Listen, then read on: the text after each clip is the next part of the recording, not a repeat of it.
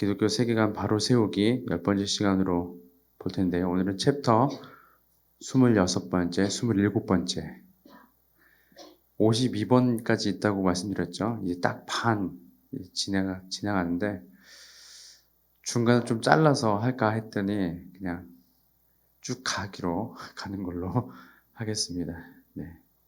중간에 좀 지루하시면 좀 외식하는 자를 한 명 불러서 외식을 좀 시키고 이렇게 진행하는 걸로 하겠습니다.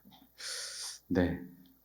자, 26번째 생물학 3번부터 한번 볼까요? 네. 생물학 3.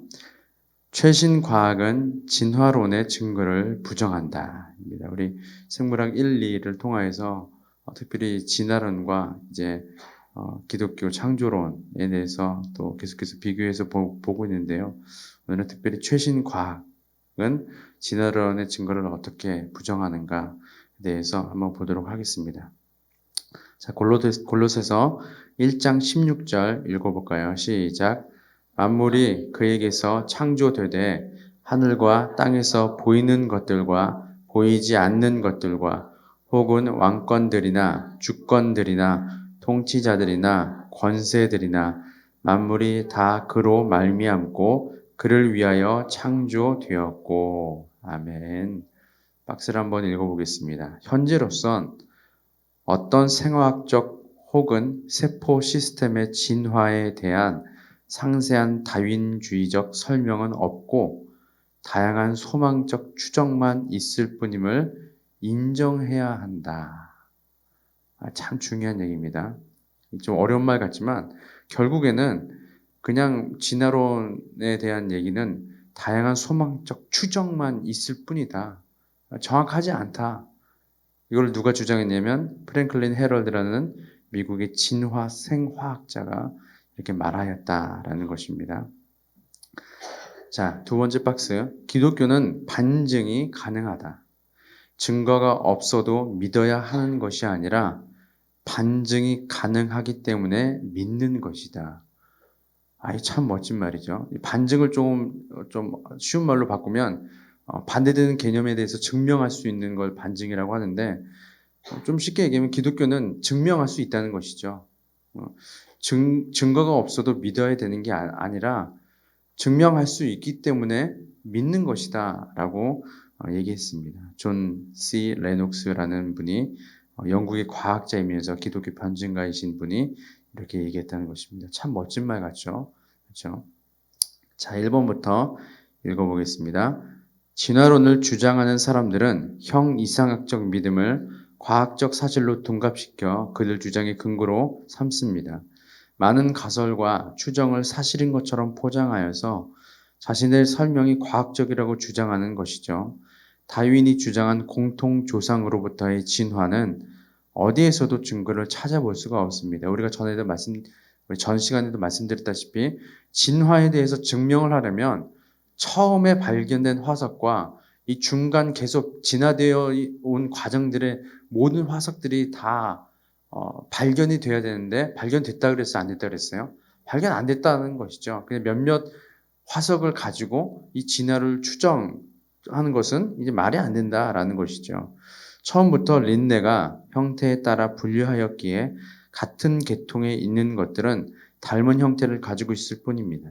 공통 조성의 증거로 제시됐던 헤켈의 배아 발생도 시조새, 유인원의 화석들은 모두 진화론을 뒷받침하기 위해 조작된 증거임이 밝혀졌습니다. 이 각주에 제가 다 달아놨는데 여기 들어가시면 보시면 그 조작된 증거임이 밝혀진 내용들이 이제 각주에 담겨 있습니다. 넘겨서요. 신다운주의의 단속 평형 이론은 유전자의 돌연변이와 적응이 급격한 진화를 일으킨다는 주장입니다. 이는 자연주의적 증거를 제시하지 않아서 반증 가능한 주장이 아니기에 과학적 주장이 아닌 것입니다. 따라서 반대할 가치가 없기 때문에 창조론자들이 언급하지 않음에도 불구하고 진화론 진영에서는 이를 근거로 진화를 설명합니다. 이제까지 발견된 어떤 돌연변이도 생존에 유리한 경우가 거의 없었다는 것은 과학계에서 잘 알려진 사실입니다. 이와 같이 다인주의와 신다인주의에서 진화론을 지지하기 위해 만든 각각의 가설은 채택될 수 없는 거짓 증거밖에 없음을 보여줍니다. 그뿐만 아니라 최신의 생물학적 발견은 진화론을 지지하기 위해 제시된 많은 증거들을 오히려 부정하고 있기에 그 예들을 제시하고자 합니다. 자, 첫 번째로 분자 생물학 중심의 원리가 있습니다. DNA 구조를 발견하여서 노벨상을 수상한 프랜시스 크릭은 생명 현상을 설명하기 위한 핵심적 유전 정보의 흐름을 제시하였습니다. 모세포가 자신과 똑같은 두 개의 딸세포를 분열하기 위해서는 자신의 DNA를 똑같이 복제해서 그 생명의 청사진을 나누어 가져야 하는데, 그렇기 때문에 콩 심은 데 콩 나고 팥 심은 데 팥 난다는 속담이 성립이 될 수 있습니다. DNA 속의 생명 현상 정보는 RNA로 전사되고 그것이 단백질로 합성이 됩니다. 이렇게 만들어진 단백질이 세포를 구성하는 구조 단백질과 세포의 기능을 유지하는 효소, 전사인자, 수용체 같은 기능성 단백질을 만들어낼 수 있는데, 생명 현상이 일어나기 위해서는 DNA, RNA, 단백질과 세포막이 한꺼번에 존재해야 한다라는 것이죠. 이게 중요한 거예요. 앞에 거는 잊어버려도 상관없는데, 세포가 진화되고 세포가 완전체를 이루기 위해서는 DNA, RNA, 단백질과 세포막이 한꺼번에 동시에 존재해야 된대요. 근데 이거는 진화론으로 설명할 수 없다라는 것이죠. 그걸 지금 얘기하고 있는 거예요. 어느 하나라도 없을 경우에는 생명 현상이 일어나지 않는다. 우리가 저번주에 봤었던 어떤 무슨 유리 실험, 무기물을 넣었더니 전기 충격을 가했더니 유기물이 되었다. 이것만으로도 유기체가 만들어질 수 있고 또 그 유기체로부터 진화가 될 수 있다라는 이론이 성립이 안 된다고 지금 반복해서 또 얘기하고 있는 것이죠. 자, DNA는 세포 핵 안에서 단백질과 결합하여 염색질의 형태로 흩어져 있다가 세포 분열을 위해 자신의 DNA를 2배로 증폭합니다. 그것을 2개 딸세포로 균등하게 나누어 갖기 위해 염색체라는 특별한 구조를 가지게 되는데요. 사람은 22쌍의 상염색체와 1쌍의 성염색체, 총 46개의 염색체를 가집니다. 염색체는 어머니 난자와 아버지 정자에서 각각 23개씩 받아서 23쌍을 가지게 되는데, 세포 분열 과정의 실수로 염색체 중 하나가 한 쌍이 아닌 3개가 되면 다운 증후군 같은 유전 질환이 발생하게 됩니다. 부모로부터 한 쌍의 대립 유전자를 받을 때 개수가 부족한 1개만 있는 것도 문제지만 3개가 있는 것 역시 심각한 질환을 유발합니다. 그래서 침팬지, 고릴라, 오랑우탄 같은 대형 영장류는요, 24쌍의 염색체를, 일반 원숭이는 21쌍의 염색체를 가진다는 것이죠. 지금 이 단락에서 중요한 것은 뭐냐면요, 진화론자들이 주장하는 것은 이 염색체가 진화가 되었다라고 주장하는데, 이 염색체 하나만 틀려져도 인간이 다른 인간이 된다는 거죠. 이 질병이 생기고. 그런데 침팬지, 고릴라, 오랑우탄 같은 대영장류는 24쌍의 염색체를 가지고 또 원숭이는 21쌍의 염색체를 가지는데, 이걸 가지고 인간이 원숭이에서 진화되었다라는 라는 증명을 할 수가 없다라고 이 지금 저자가 주장하고 있는 거예요. 무슨 말씀인지 이해가 가시는 거죠? 그렇죠? 네. 자, 계속 읽어볼게요. 염색체의 개수가 다르고 염색체 속에서 유전자의 배열이 다른 생명체는 공통 조상을 가지는 것이 애초에 불가능하다라는 거예요. 유전자 배열과 개수가 다른 개체의 교배에는 대립 유전자가 하나뿐이거나 3개인 경우가 허다하게 발생하므로 그런 유전자가 배열이 잘못된 유전자는 애초에 어떻게 하기 힘들다고요? 살아남기가 힘들다라는 거예요.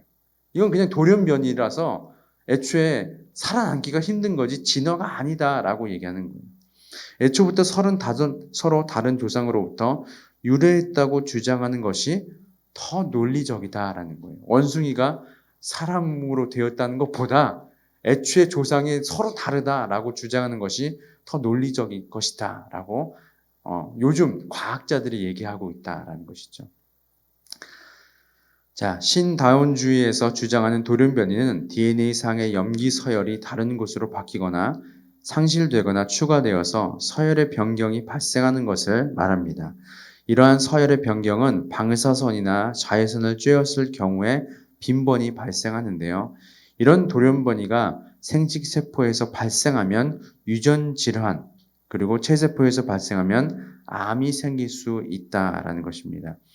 다윈이 주장하지는 않았지만 진화론자들이 진화의 증거로 주장하는 갈라파고스 핀치새의 부리 모양의 변화와 영국의 공장 도시 맨체스터에서 심한 공해로 인해 후추 나방의 날개 색깔이 짙어진 현상은 반론을 견디지 못했다라는 것입니다.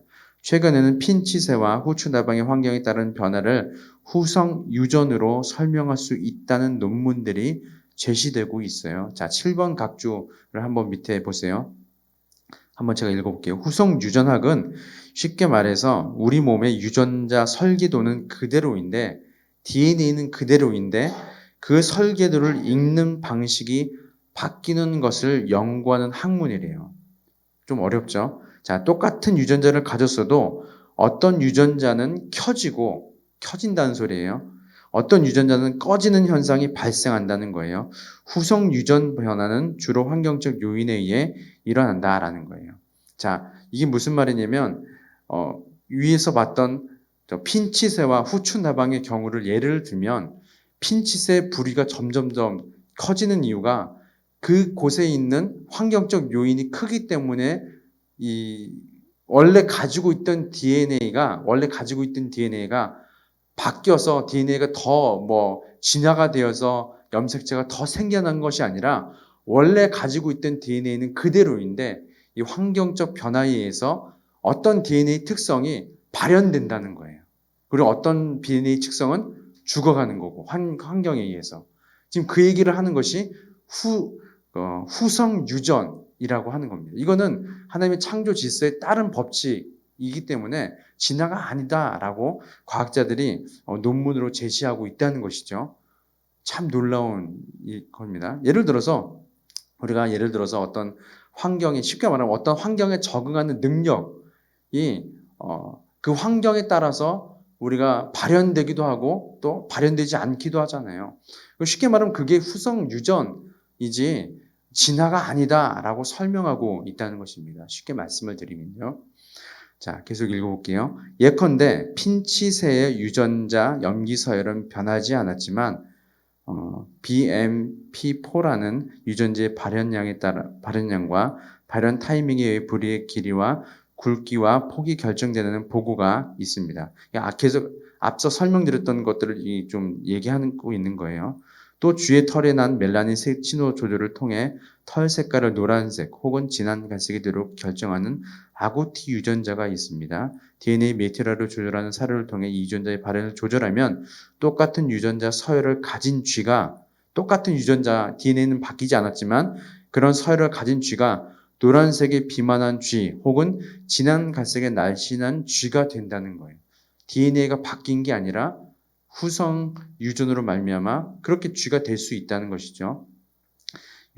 진화가 아니라는 겁니다. 이들 쥐의 유전자에는 동일하지만 시기에 의해 털 색깔과 비만도가 달라지는 후성 유전적 변화를 나타내는데 후추 나방의 색깔도 동일한 원리로 조절될 수 있다고 보는 것입니다. 이는 신다운주의가 주장하는 돌연변이에 의한 진화가 아니며 환경 변화에 따른 대부분의 적응은 후성 유전적 변화로 설명될 수 있습니다. 자, 4번 읽어보겠습니다. 사실 대부분의 의학, 생물학적 연구에서는 진화의 개념을 언급할 필요가 없대요.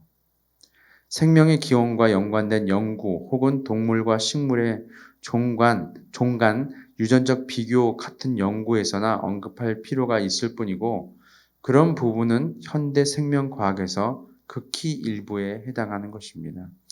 그러나 많은 생명과학자들이 별로 언급할 필요도 없는 진화론적 기원과 연관된 해석을 늘어놓는 이유는 진화론 카르텔 때문이라고 생각한다라고 이 저자가 적어 놓았습니다.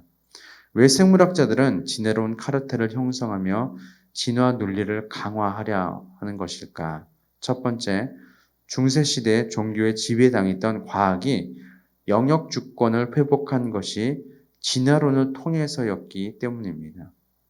더 나아가 신학, 철학, 윤리학 등 형이상학에 대해 과학이 우위 위에 설 수 있는 기반을 진화론이 제공한다고 생각하기 때문이라는 것이죠. 두 번째로는 과학 철학자 칼 포퍼의 주장처럼 진화론은 과학이 아니라 형이상학적 주장이기 때문에 반론이 불가능합니다. 이런 주장은 고급 전열의 엄격한 반증 요구를 피할 수 있는 방법이 되기도 하죠. 물론 과학 엘리트의 90% 이상이 진화론자이고 고급 전열 심사위원들도 그 카르텔의 일원이기 때문에 자신의 논문 속에 진화론을 도입하는 것은 학문적 성공에 도움이 되기도 할 것입니다. 또 지식을 통해 쟁취한 권력을 놓지 않으려는 과학자들의 영역 이기주의가 카르텔의 결속력 유지에 중요한 요소가 될 것입니다. 그래서 좀 간단하게 얘기를 하면 저 사람은 과학자야라고 얘기하면 우리가 과학자라고 하면 딱 떠오르는 단어가 저 사람은 진화를 믿는 사람 이렇게 바로 나오잖아요. 그렇게 만들어 왔다라는 것이죠. 과학자인데 진화를 안 믿어? 그럼 쟤는 과학자가 아니네. 이렇게 만들어 왔다는 것이죠. 이 구성원들 안에서 그게 무섭다라는 것입니다. 자, 결론적으로 진화론의 가장 큰 문제는 하나님이 창조하신 자연의 원리를 알아가는 과학의 발견을 해석함에 있어서 끊임없이 진화론적 편견으로 해석하게 함으로써 과학적 발견이 진리로 접근하는 길을 왜곡하는 데 있다라는 것입니다. 어떤 하나님께서 지으신 만물이나 어떤 생물에 있어서 하나님께서 만드신 자연의 원리를 연구하고 그것을 과학적으로 다가가야 하는데 오히려 진화론이 그것을 막고 있다라는 것이죠. 기독교는 이성적인 논의를 통해 끊임없이 진리를 향해 가야 합니다. 과학적 진리가 아닌 것을 진리로 믿으라는 진화론뿐만 아니라 성경의 기준이 아닌 것을 덮어놓고 믿으라고 하는 사이비 이단의 교리 역시 이성적 판단으로 분별할 수 있어야 합니다. 자, 창조와 소진화라는 것에 대해서 한번 보고요. 소진화는 앞서 얘기했다시피 진화론자들이 주장하는 것 중에 하나인데 저자는 이 소진화는 사실 없는 거고 후성 유전으로 충분히 설명할 수 있다라고 이제 주장하는 것이죠. 자, 27번째 생물학 네 번째 보겠습니다. 좀 재밌는 주제가 또 있어요. 유신진화론이라고 있습니다. 유신진화론. 제가 좀 조심스럽게 이제 모든 분이 다 그런 건 아니지만 조심스럽게 제가 언급을 할게요. 여러분 창조과학회 들어보셨죠? 창조과학회에 계신 분들 중에 유신진화론을 믿으시는 분들이 있습니다. 다 그렇다는 건 아니에요. 다 그렇진 않은데 그런 분들이 덜어 있어요. 이런 부분은 조심해야 하는 겁니다. 네. 자, 한번 볼게요. 유신진화론이 뭔지. 유신진화론 비판 로마서 5장 19절 말씀 읽어보겠습니다. 시작.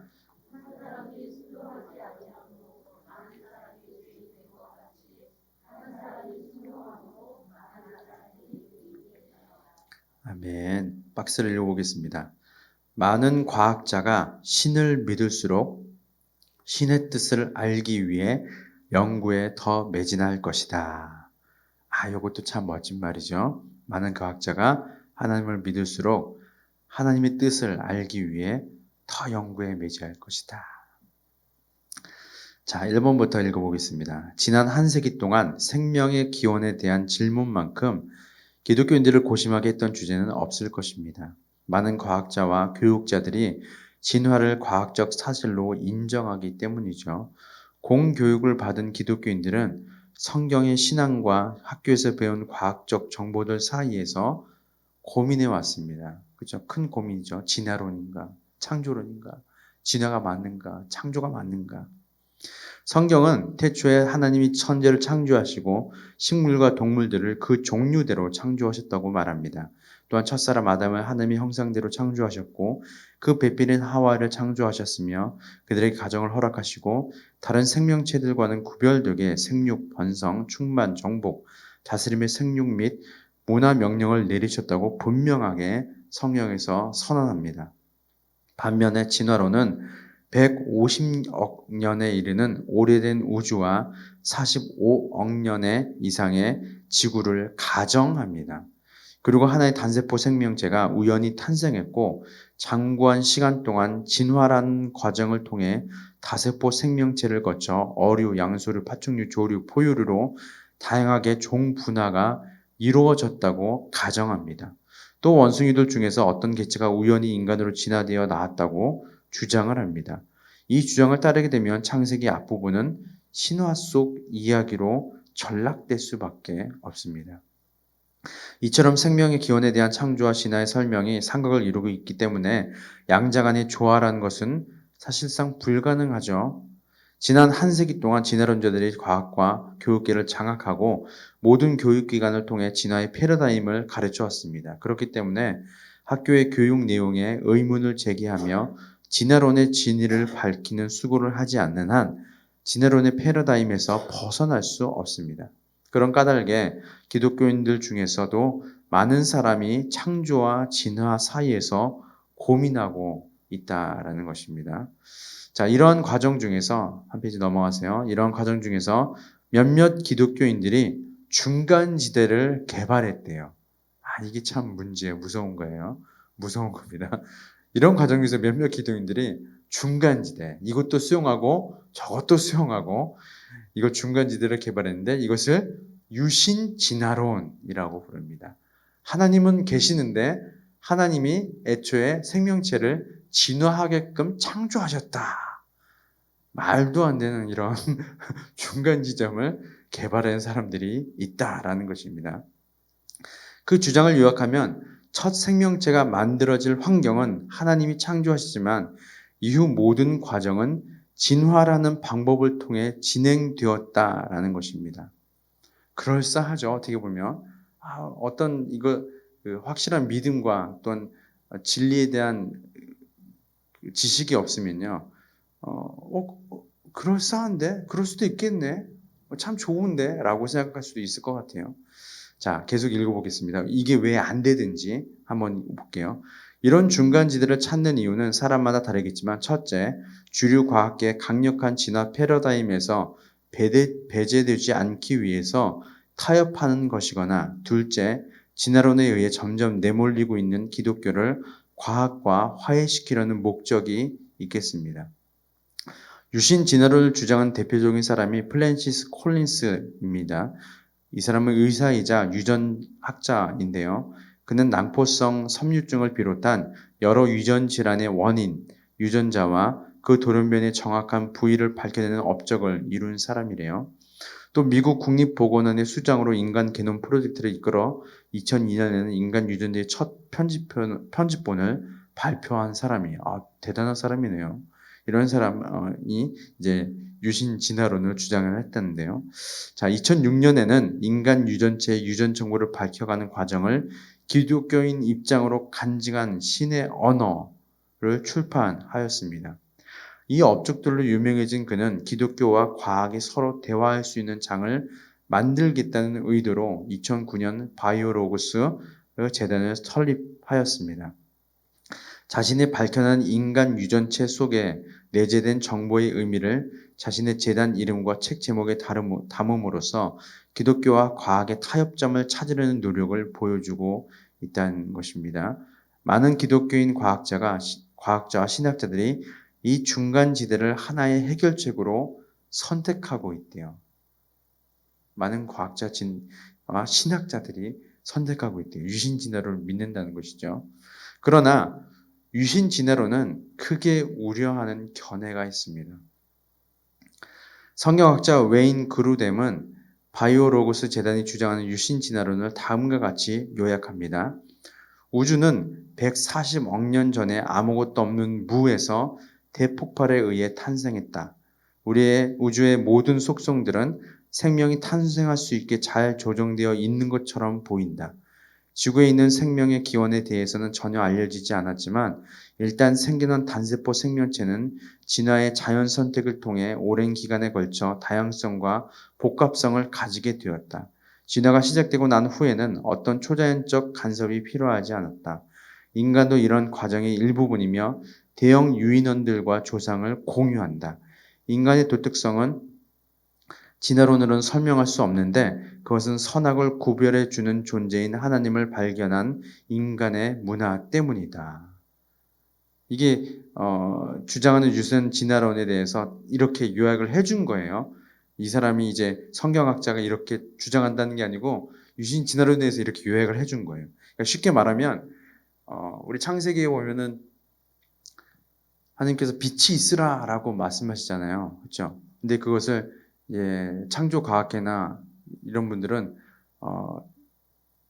대폭발, 우주 대폭발이라고 주장을 하는데 이제 그 대폭발로부터 유기물이 형성이 되고 그 유기물로 말미암아 이제 뭐 지구가 뭐 행성들이 뭐 형성이 되고 그 안에서 뭐 이렇게 진화가 되었다.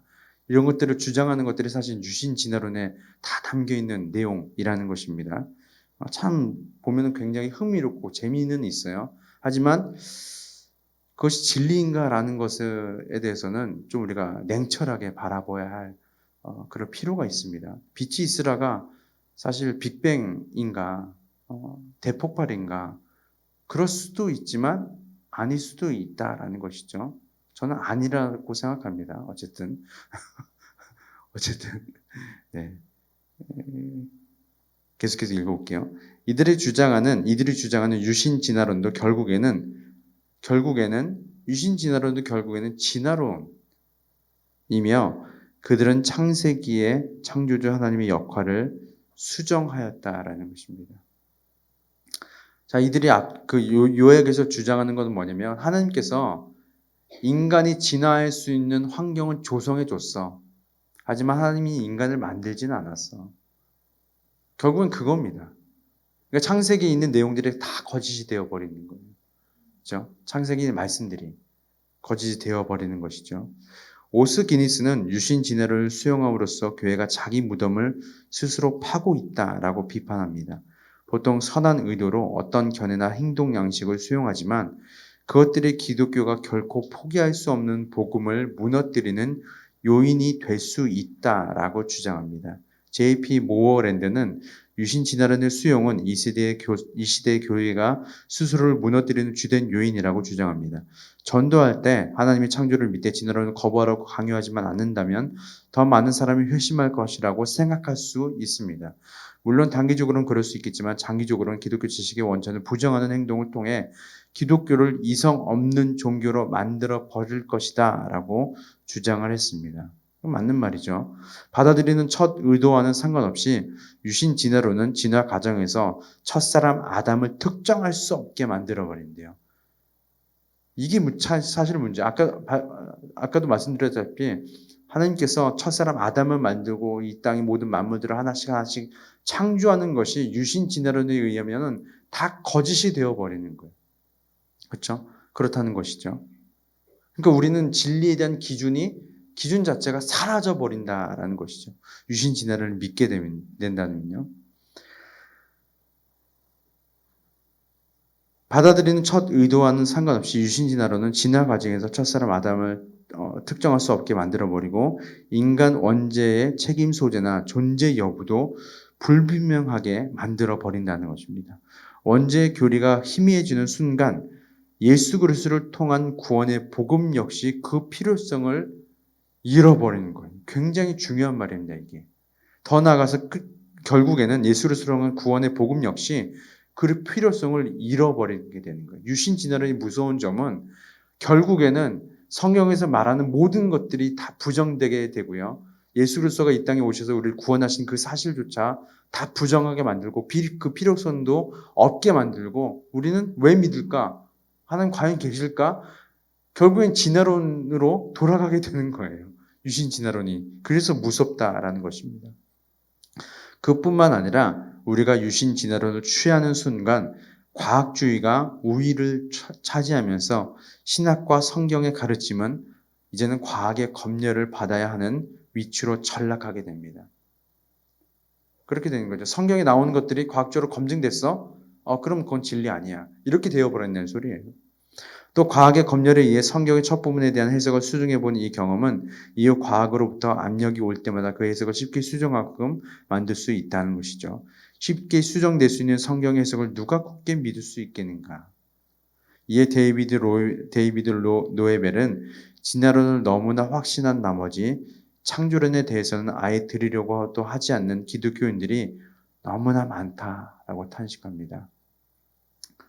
정말 그렇습니다. 진짜로 의외로 유신 진화론의 단어를 모르지만 이와 비슷한 생각을 하는 사람 의외로 많습니다. 진짜로요. 심지어 교회 다니는 열심히 예배드리고 열심히 기도하는 사람들조차도 한편으로는 진화론을 믿고 한편으로는 하나님 살아계신 거 알아요. 그게 유신 진화론이죠, 뭐. 그렇죠? 그런 사람들 의외로 많다라는 것이죠.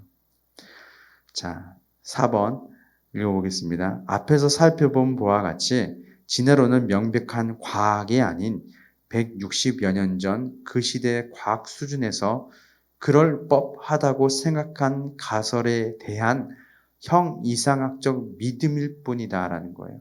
진화론은 과학이 아니라는 것이죠. 진화론은 과학이 아니다라는 것입니다. 그저 형이상학적 믿음일 뿐이래요. 이 믿음의 세계관을 통해 재생산된 거짓 지식들이 과학적 발견으로 둔갑하여서 진화론의 패러다임을 굳건히 지지하고 있습니다. 이런 진화론적 환경에서 교육받은 사람이라도 예수 그리스도를 영접하고 회심하는 순간 새로운 피조물이 되는 것을 경험합니다. 그러나 그 전에 배우고 있겠던 자신의 전공 지식과 세상의 이념은 이전 세계관의 해석을 그대로 유지하고 있는 경우가 대부분이죠. 이것이 소위 말하는 경관진일 수도 있고 바울이 갈라디아 교회에 경고했던 다른 복음일 수도 있습니다. 바울이 전한 그리스도의 십자가 복음을 믿는 것이 구원의 필요 충분 조건인 것에 대해 할례로 대표되는 율법 준수의 의무를 복음에 추가한 다른 복음을 주장한 사람들이 있었던 것입니다. 유신 진화론을 받아들이는 각 분야의 전문가들은 이 부분을 숙고해 볼 필요가 있다는 것이죠. 이전에 내가 가졌던 모든 이론을 무너뜨리고 하나님 아는 것을 대적하여 높아진 것을 다 무너뜨리고 모든 생각을 사로잡아 그리스도에게 복종하게 하는 과정이 거듭난 기독교인에게 꼭 필요합니다. 이것은 육신에 속한 싸움이 아니고 나의 경험과 지식을 사용하는 것도 아닙니다. 이것은 예수 그리스도와 성령을 믿는 믿음에 근거하여 어떠한 견고한 진도 무너뜨리는 하나님의 능력을 따라가는 영적 전쟁이기 때문입니다. 우리 유튜브에 보면요. 참 재밌는 영상들이 참 많아요. 특히 창조과학에 대한 영상들이 굉장히 많은데 여러분들이 잘 분별해서 들으셔야 됩니다. 진짜로 어떤 창조과학자, 물론 이제 대부분의 창조과학 하시는 분들은 정말 성경에 있는 것들을 증명하려고 또 성경적으로 증명하려고 하시는 분들이 많이 있어요. 하지만 제가 아까도 말씀드렸다시피 더러는 이상한 논리를 펼치는 분들이 더러 있습니다. 성경에서 증명되지 않으면 진리라고 말하기에는 애매한 거예요. 근데 마치 우리가 유튜브나 이런 영상이 위험한 게 뭐냐면요. 마치 그런 것 같이 꾸미는 게 이제 위험한 거예요. 그렇지 않은데 교묘하게 그런 것 같이 말하고 그런 것 같이 꾸미는 거예요. 그런 것들을 이제 조심하라라는 것이 믿으면 안 됩니다. 아셨죠? 자, 유신 진화론은 무엇을 부정하는가에 대한 말씀을 한번 읽어보시고요. 숙제가 있습니다.